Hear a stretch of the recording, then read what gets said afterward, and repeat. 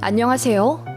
지옥 문 앞에서 유턴하고 돌아온 30대 초반의 여자 회계사입니다.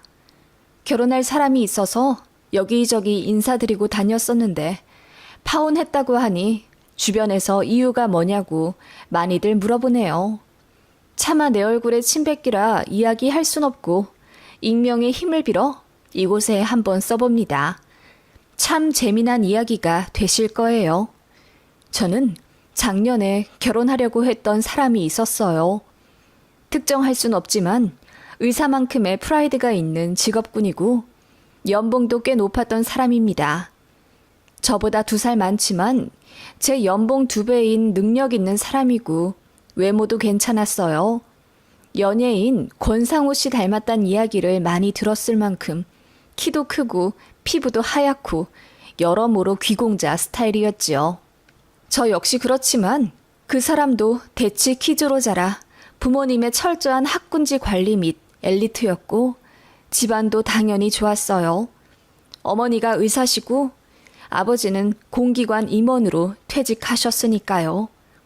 그런 사람과는 대개 소개팅으로 만날 것 같았지만 우리는 한강에서 러닝하다 운명적으로 만났어요. 그래서 서로가 더 인연이라고 생각했고 불같이 뜨겁게 연애했어요.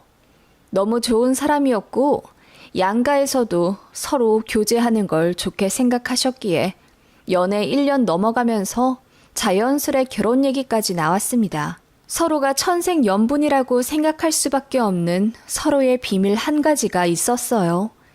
비밀까지는 아니고 삶의 방향성이라고 해야 하나? 그런 게 정확히 일치했어요. 은근히 같은 생각 가진 사람이 드물었거든요. 이건 이야기 끝에 가서 얘기해 드릴게요. 아주 재미난 이야기가 될 것입니다.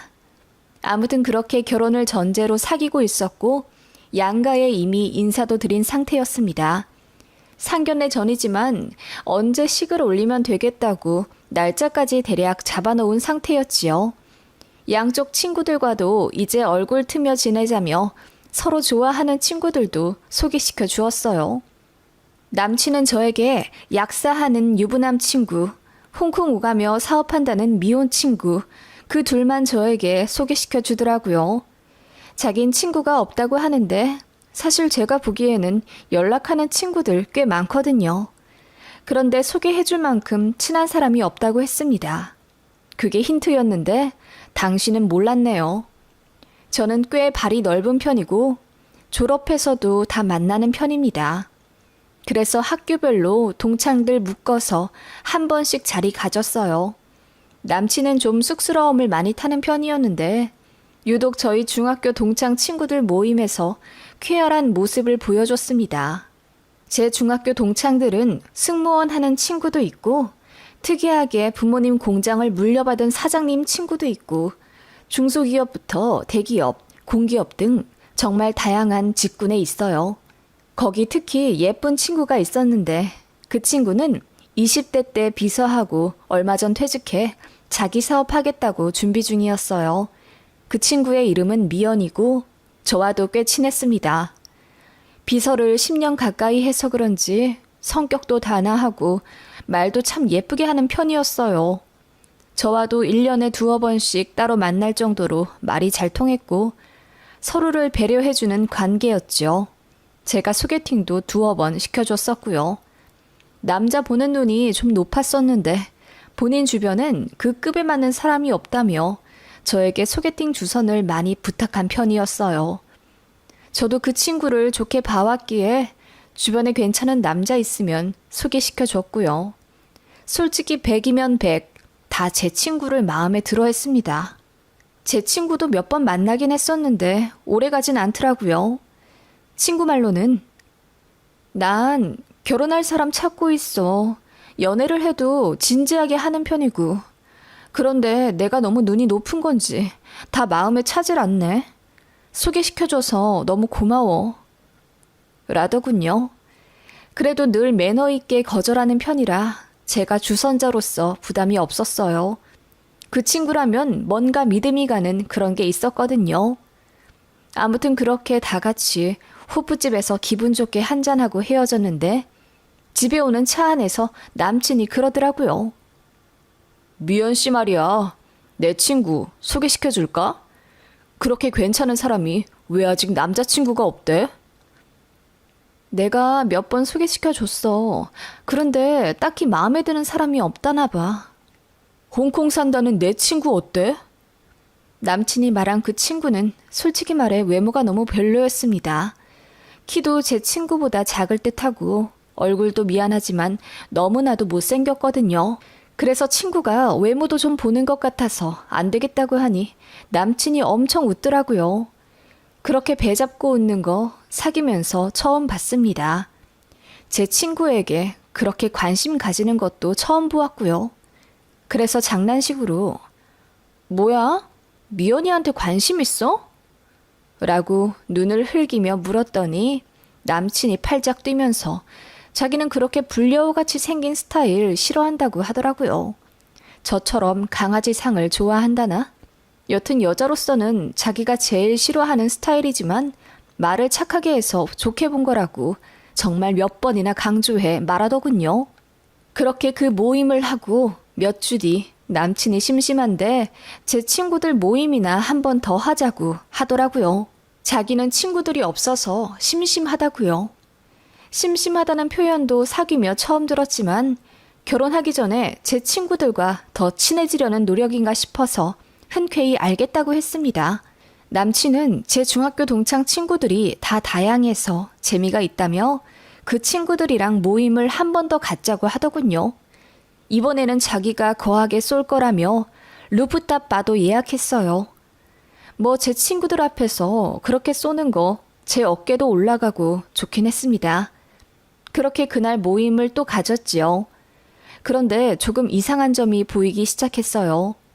남친은 술 마시며 화장실 자주 가는 걸 싫어해서 일부러 도수 높은 술만 마십니다. 맥주를 정말 싫어해요. 그런데 제 친구 미연이는 맥주만 먹습니다.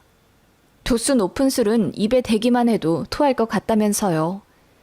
제 남친은 보통 술자리에서 주종 같은 사람이랑 가까이 앉는 게 좋다면서 회식을 하든 모임을 갖든 꼭 자기처럼 소주나 양주 먹는 사람들 옆에 앉아요.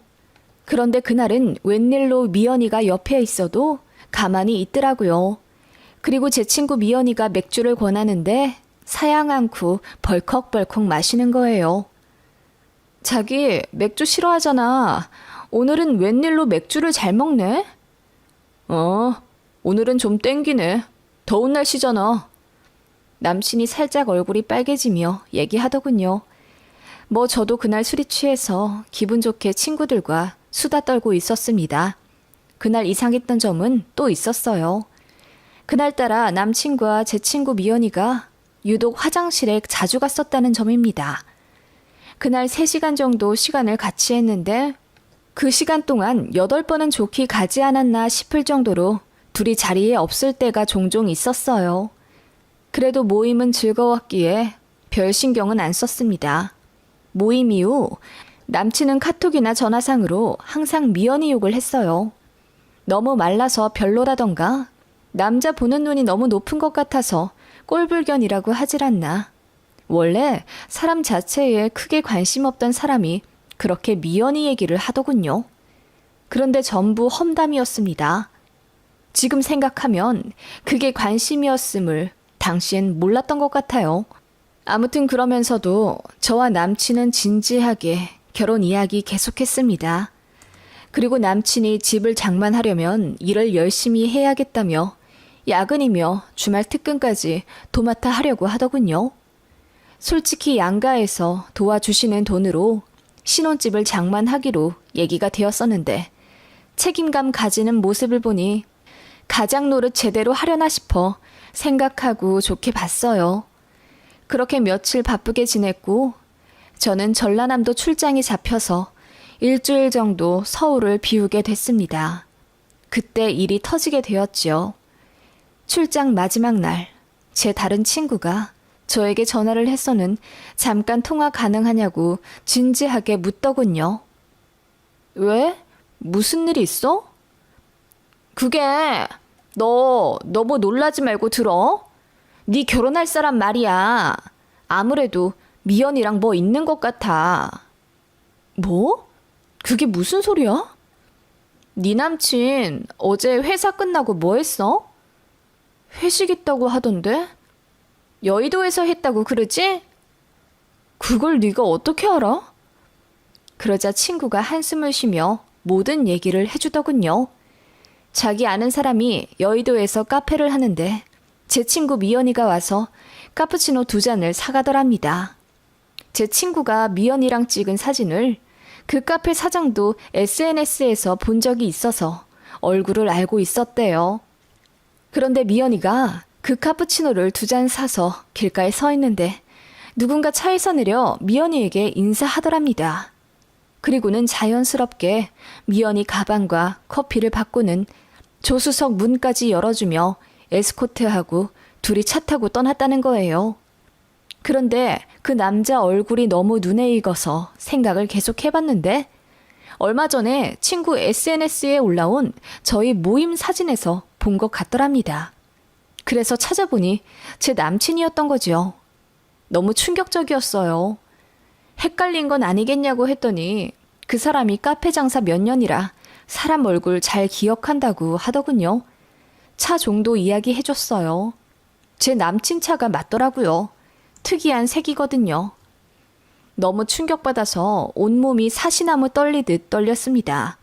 사람이 너무 놀라면 오한이 온다는 걸 그때 처음 알았습니다. 일단 모르는 척 했어요. 그리고 아무렇지 않게 서울 올라가 다시 남친 만났습니다. 미연이랑도 연락했지요. 둘 다 저에게 시침이 떼더군요. 결정적 순간을 포착해 개망신 주려고 했는데 참 어이없게도 친구가 먼저 저에게 고백하더군요. 나 사실 네 남친이랑 만나. 그렇게 됐어. 정말 미안해. 내가 전부터 결혼하고 싶었던 그 이상형이야. 네 약혼자로 만난 게 너무 안타까울 만큼 나 그 사람 많이 사랑해. 이제 서로 알게 된 지 한 달 조금 넘었지만 더 이상 누구 속이지 않고 당당하게 만나보려고. 뭐라고? 너 제정신이야? 그 사람 나랑 결혼할 약혼자라고. 그래서? 그게 뭐 어때서? 결혼한 거 아니잖아. 미연이는 전에 없이 싸늘한 얼굴과 말투로 저에게 쏘아붙이듯 얘기하더군요. 그러면서 말하길. 그동안 내가 너랑 왜 친하게 지냈는지 알아? 네 주변에 있는 남자들이 그나마 제일 괜찮아서 소개받으려고 친하게 지낸 거야. 너 학창시절에 나랑 급이나 맞았니? 그나마 공부 하나 잘했지만 완전 찌질이었잖아. 그런 내가 너랑 친하게 지낼 이유가 없지. 라며 정말 악마같이 얘기를 하더군요. 그리고 제 남친이 그동안 야근하고 출장 갔던 거 다 자기 만나느라 거짓말 한 거라고 하더라고요. 그간 저에게 친절하게 대해줬던 그 친구 미연이가 맞나 싶을 정도였습니다. 너 어떻게 나한테 그럴 수 있어?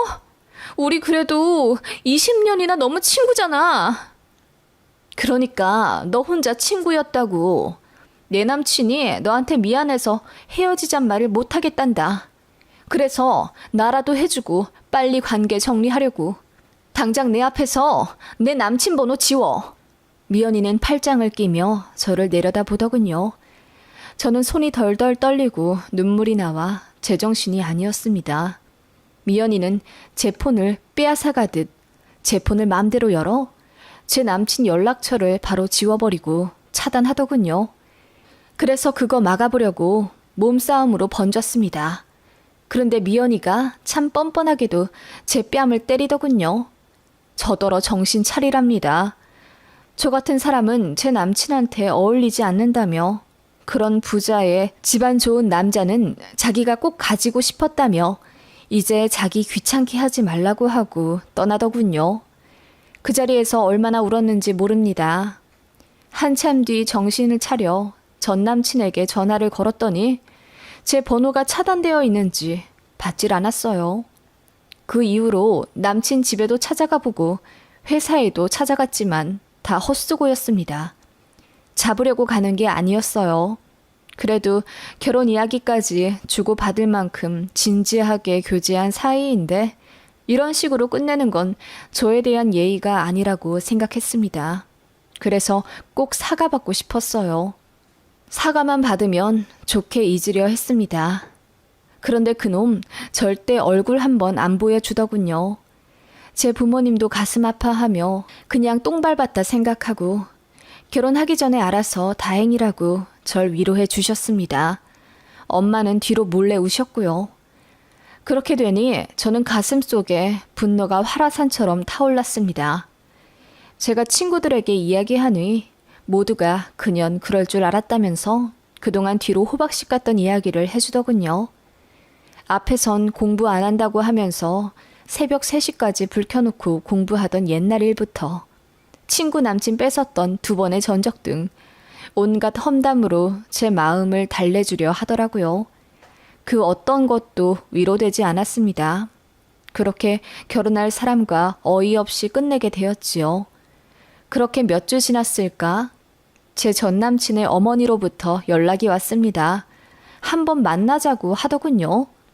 얘기 못 들으셨냐고 저희 헤어졌다고 울부짖으며 이야기하니 다 안다며 사과하고 싶으니 만나자 하셨습니다. 그렇게 카페에서 만난 전남친 어머니는 찬물을 들이키며 아니, 너랑 결혼한다고 하던 애가 갑자기 어디서 되도 않는 여자를 데리고 와서 결혼 허락해달라고 쪼르잖아. 보니까 직업도 별로고 집안도 안 좋던데 나는 그런 애 싫다. 나는 너 같은 며느리라면 정말 죽어도 여한이 없었단 말이지. 그런데 그렇게 헤어져? 전 남친의 어머님은 철저히 제 편이셨습니다. 그리고 제가 잠수 이별 당한 것까지는 모르시더라고요. 제가 다 이야기하자 자기 아들이 그렇게 치사한 놈이었냐며 눈물까지 흘리시더군요. 거기서 어쩐지 모르게 더 연기를 하고 싶어졌습니다. 펑펑 울면서 이야기했죠.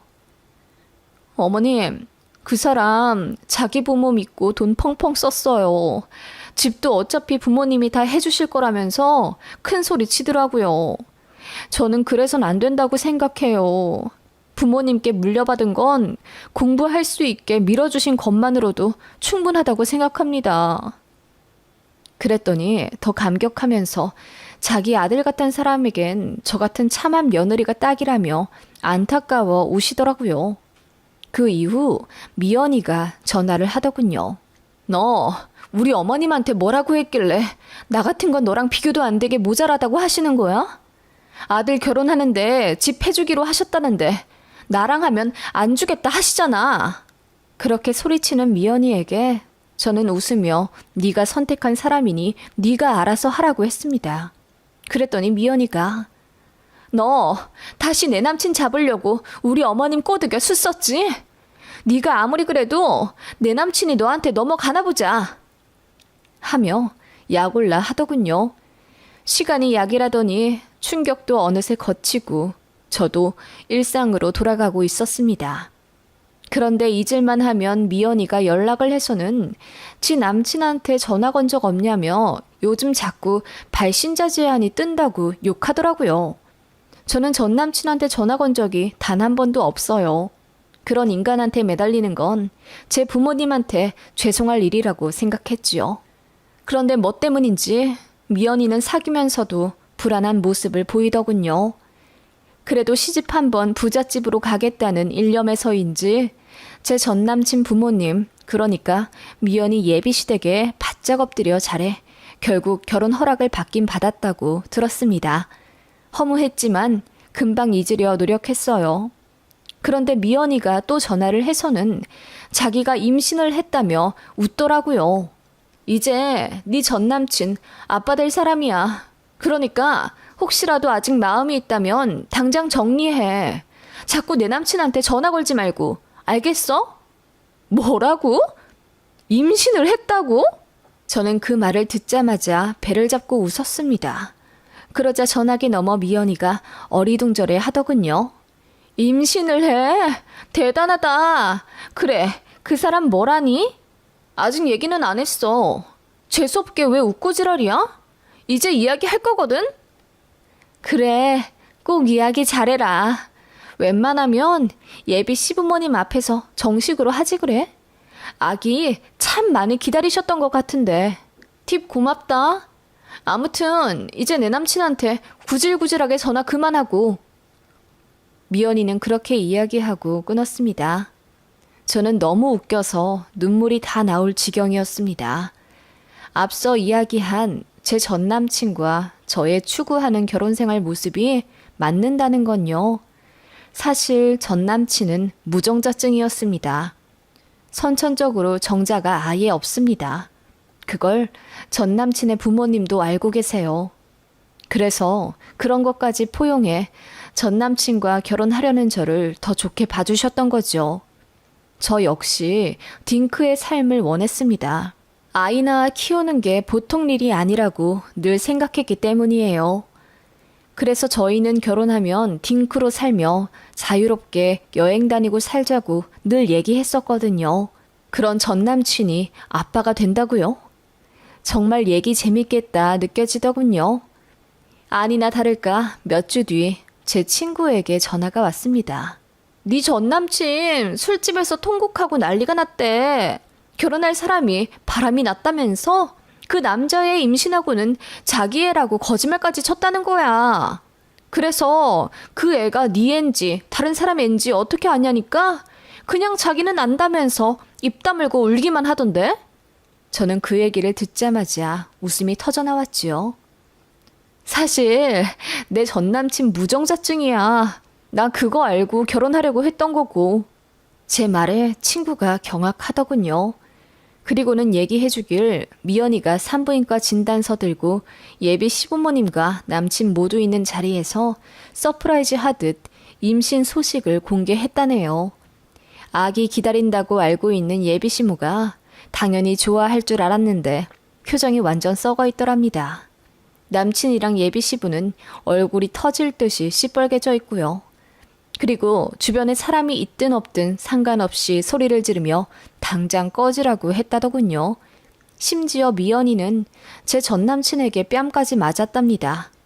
그런데 더 웃긴 사실은 제 전남친이 그 와중에 또 바람을 피우고 있었다더군요. 매일 발신자 제안으로 전화 오는 게 사실 그 바람녀였던 거죠.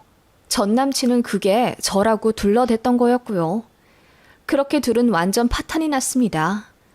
저는 제 전남친을 아는 사람들에게 그가 무정자증인 걸 소문냈고 미연이 역시 다른 남자애를 임신했으면서 사기 결혼하려 했다는 걸 동창들에게 모두 소문냈습니다. 두 사람 완전 나락같지요. 전남친 새끼는 얼굴 못 들고 다녀 이제 이직할 거라 하더군요. 미연이 그녀는 아예 흔적조차 안 남기고 서울에서 사라졌고요. 애를 낳았는지 지웠는지 그 후 소식은 모릅니다. 저는요, 오히려 잘된 일이라고 생각합니다. 이번 일로 남자 가려 사귀어야 한다는 걸 제대로 알았고 또 친구도 가지치기 했습니다. 전화 위복이라는 게 이럴 때 쓰는 말인가 봐요. 그리고 그들에겐 인과응보라는 게 딱 맞는 말 같습니다. 아주 오랫동안 지옥에서 살길 바랍니다.